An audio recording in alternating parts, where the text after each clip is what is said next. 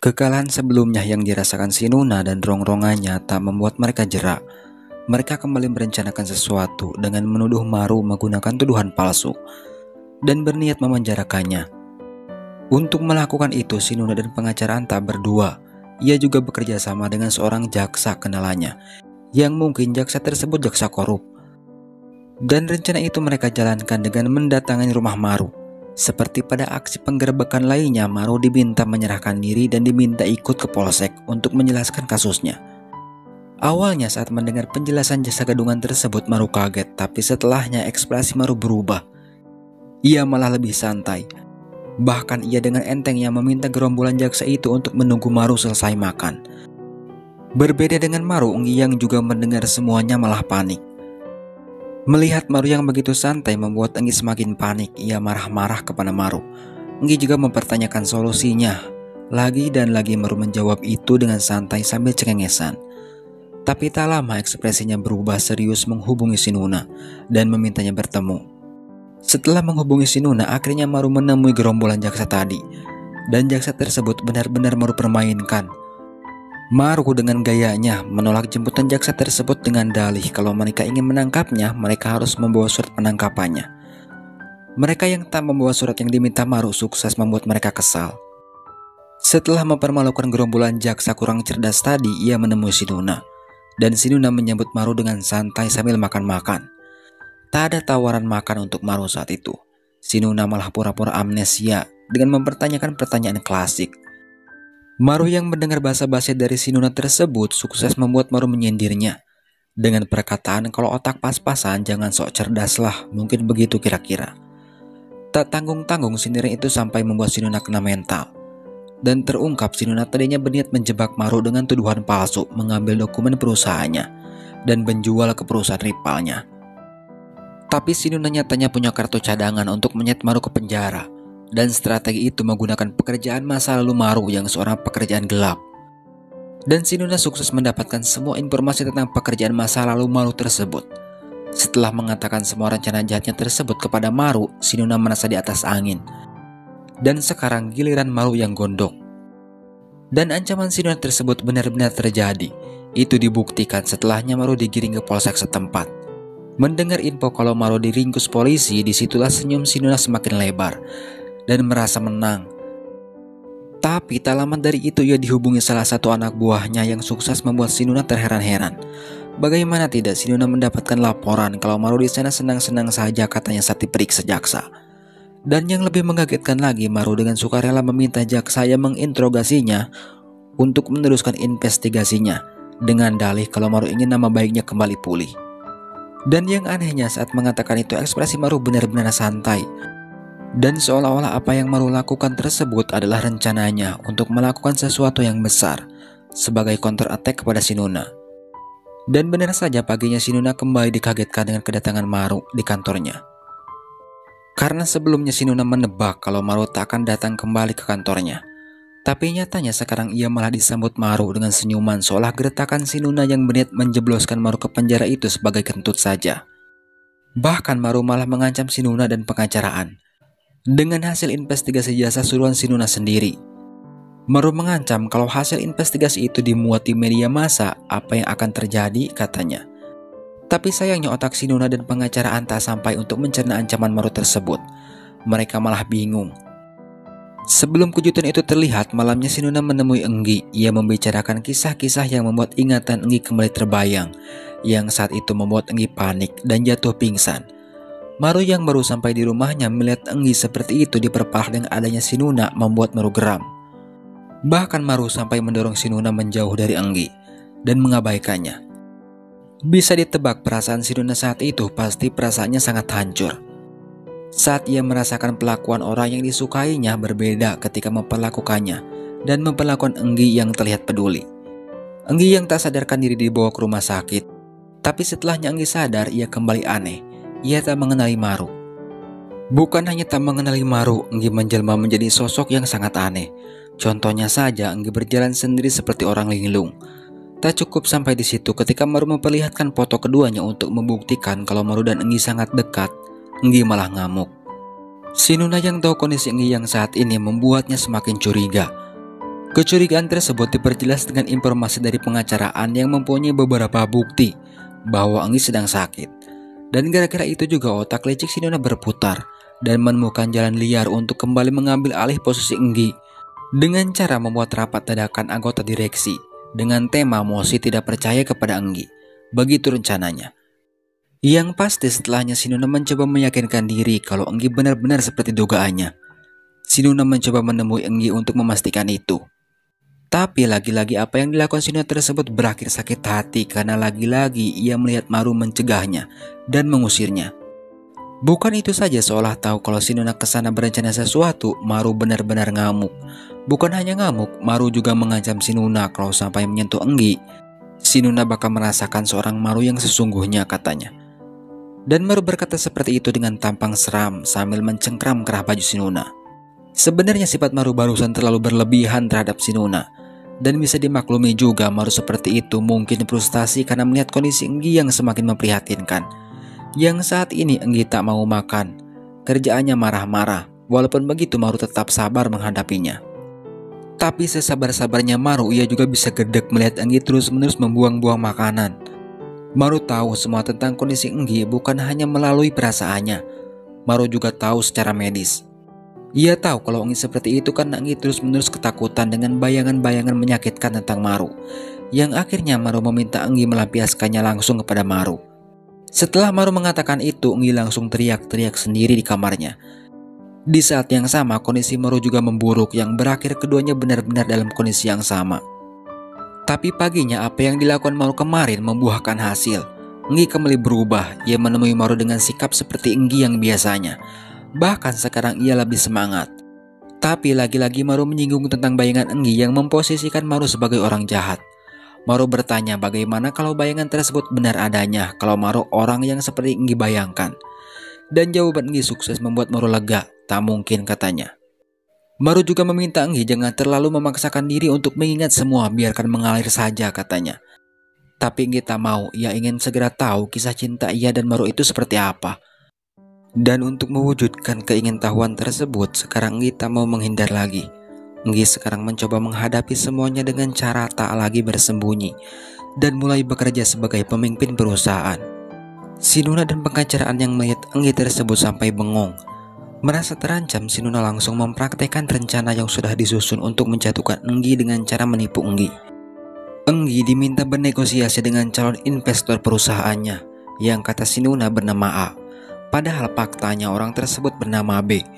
Kesalahan Enggi saat itu ketika Enggi mencoba membujuk calon investornya itu dengan memuji anaknya.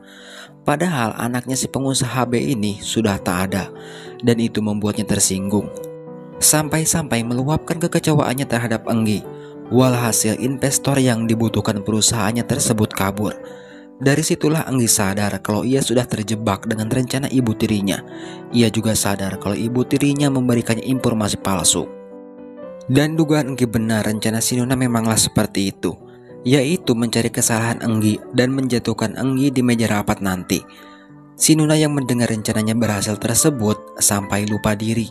Ia menyebut Enggi terlalu mudah lah, tak ada tantangannya lah, dan kata-kata tinggi lainnya yang diutarakan si Nona di depan pengacaraan.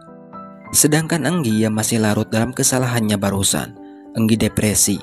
Ia tak menemukan cara untuk mengalahkan si Nona. Saking putus asanya ia sampai mabuk-mabukan sambil meracau kalau ia ingin menyerah. Maru yang mendengar itu hanya bisa menenangkan Enggi sampai Enggi tertidur pulas. Tapi ternyata diamnya Maru tersebut hanya semalam. Paginya ia menyeret Enggi untuk kembali bersemangat.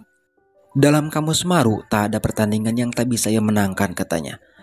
Enggi yang saat itu benar-benar sudah menyerah dipaksa untuk menjalankan strategi Maru. Strategi pertama Maru membawa Enggi ke rumah calon investor yang Enggi kecewakan kemarin. Dan Maru meninggalkan Enggi begitu saja di sana. Lagi-lagi Maru memaksa Enggi untuk mendapatkan calon investor itu kembali, bagaimanapun caranya. Enggi yang tak punya ide apapun, ia hanya diam dan menyapa calon investornya itu, sedangkan yang disapa tak mempedulikan Enggi sama sekali. Dan kondisi tersebut terus Enggi lakukan sampai larut malam. Sampai akhirnya Enggi ditemui bapak investor tersebut, yang Enggi katakan bukan meminta berinvestasi ke perusahaannya, ia malah meminta maaf. Tapi berkat itu pandangan si bapak investor tersebut berubah terhadap Enggi. Paginya Sinuna dan pengacaraan sedang di atas angin sambil mempersiapkan senjata untuk menjatuhkan Enggi di meja rapat.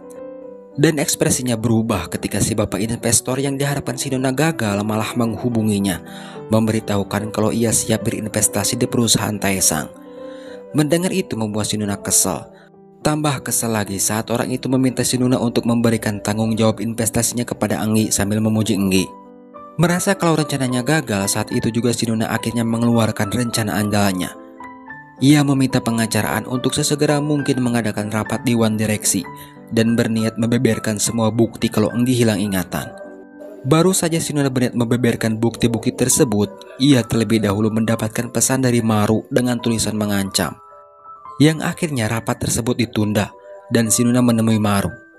Di sanalah Sinuna dikagetkan dengan melihat keakraban kakaknya dan Maru. Yang cerdasnya dari seorang Maru, ia mengancam Sinuna tidak dengan dirinya sendiri, melainkan ia menggunakan kakaknya Sinuna. Kakak Sinuna mengancam Enggi dengan kasus masa lalunya Maru. Terus ia juga mengatakan kalau ia sudah menceritakan kepada Maru tentang perintah untuk melenyapkan Enggi yang pernah diperintahkan Sinuna kepada kakaknya. Dan yang membuat Enggi shock ketika kakak Sinuna berniat bercerita tentang itu semua di depan dewan direksi yang saat ini akan melanjutkan rapatnya kembali. Walhasil yang tadinya rapat itu berniat menjatuhkan Enggi malah berbalik menjadi pelantikan Enggi sebagai mandor proyek. Pengacaraan yang melihat itu sampai bingung. Setelah memberikan posisi penting itu kepada Enggi, Sinuna menemui Maru. Ia mempertanyakan suasana hati Maru setelah permintaannya dikabulkannya. Dan jawaban Maru cukup memberikan luka kepada Sinuna yang menjawab kalau Maru senangnya bukan main katanya. Maru juga kembali memperingatkan Sinuna kalau apa yang dilakukannya saat ini hanya permulaan saja. Maru mengatakan seperti itu dengan tampang cool seperti biasanya. Bahkan pengacaraan yang melihat Maru seperti itu langsung jiper. Setelah sukses membungkam Sinuna, sekarang Maru menemui Enggi yang saat itu Enggi sendiri sedang bingung dengan perilaku Sinuna yang berubah drastis. Melihat kebingungan tersebut, Maru dengan kalemnya menenangkan Enggi sambil berkata kalau apa yang Sinuna lakukan itu memang sudah seharusnya Enggi dapatkan katanya, sambil sesekali memuji Enggi, tanpa tahu kalau sebenarnya Marulah yang mengancam Sinuna supaya melakukan itu. Maru juga mewanti-wanti Enggi untuk tidak terlalu memikirkan hal itu lagi, apalagi memaksakan dirinya untuk mengingat semuanya. Dan yang membuat Enggi lega sekaligus mesem-mesem sendiri saat Maru meminta Enggi untuk fokus mengingat Maru saja katanya. Dan untuk memulai terapi ingatan Enggi, Maru membawa Enggi ke tempat paling bersejarah buat keduanya. Dan di tengah-tengah perjalanan mereka, momen yang ditunggu pun muncul, yaitu Enggi mempertanyakan pertanyaan sensitif atau kisah cinta mereka, yang dijawab Maru kalau keduanya belum pernah melakukan itu. Tapi setelah mengatakan itu, Maru malah dengan sengaja melakukannya, yang membuat Enggi kaget dengan tindakan cepat Maru tersebut. Kebersamaan mereka terus berlanjut. Untuk kali ini Enggi benar-benar ingin mengalahkan Sinuna. Ia rela bangun pagi buta untuk membangunkan Maru supaya mengajari Enggi sesuatu. Mendengar itu Maru ayo-ayo saja. Di sanalah momen selanjutnya kembali terlihat. Maru senyum-senyum sendiri ketika Enggi yang katanya mau belajar nyatanya ia malah tidur. Tapi walaupun begitu Enggi benar-benar kembali belajar, bahkan sampai pagi hari. Setelah momen-momen manis barusan diperlihatkan, untuk kali ini Maru mendapatkan informasi yang cukup membuatnya khawatir. Ia dihubungi ajudan Enggi dan menginformasikan tentang Enggi yang namanya tercatat dalam penerimaan dana gelap. Mendengar itu saja Maru sudah tahu kalau itu semua hanyalah fitnah keji dari Sinuna. Yang pastinya apa yang terjadi pada Enggi saat ini tak akan membuat Maru tinggal diam. Ia menemui seseorang yang tahu semua kebenarannya dan mengancam orang itu supaya membersihkan nama baik Enggi. Tapi ternyata rencana Maru tersebut sudah diprediksi Sinuna. Tepat setelah Maru meninggalkan orang tadi, segerombolan orang suruhan Sinuna membuat orang tadi tak sadarkan diri. Dan hasilnya yang disalahkan atas itu semua adalah Maru. Maru sendiri tahu kejadian itu saat ia dihubungi sahabatnya dari rumah, yang saat itu rumah Maru sedang digeledah polisi. Enggi yang saat itu ada di rumah pun terlihat sangat khawatir, dan ia juga tahu sebab Maru seperti itu, yang akhirnya Enggi hanya bisa menyalahkan dirinya sendiri. Tapi nyatanya Maru melarikan diri.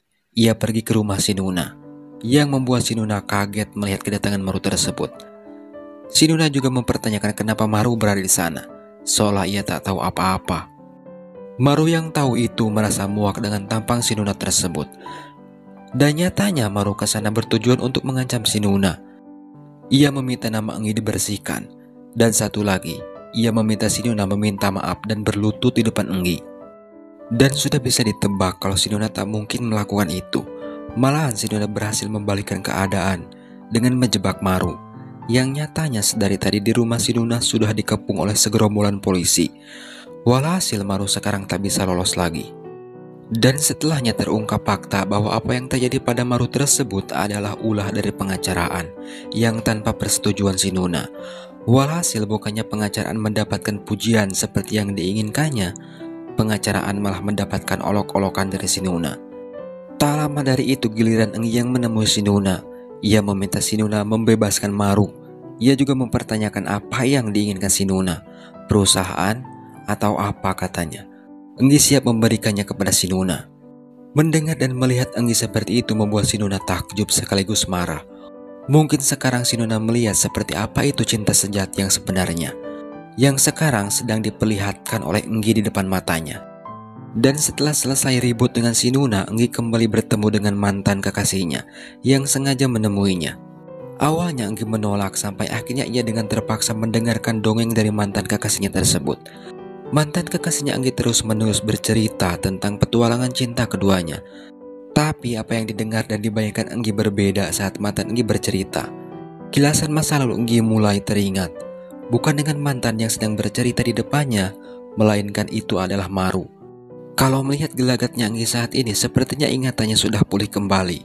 Itu bisa dibuktikan kalau ia ingat mantannya tersebut adalah seorang penipu, yang akhirnya Enggi meninggalkan mantannya tersebut dengan terburu-buru.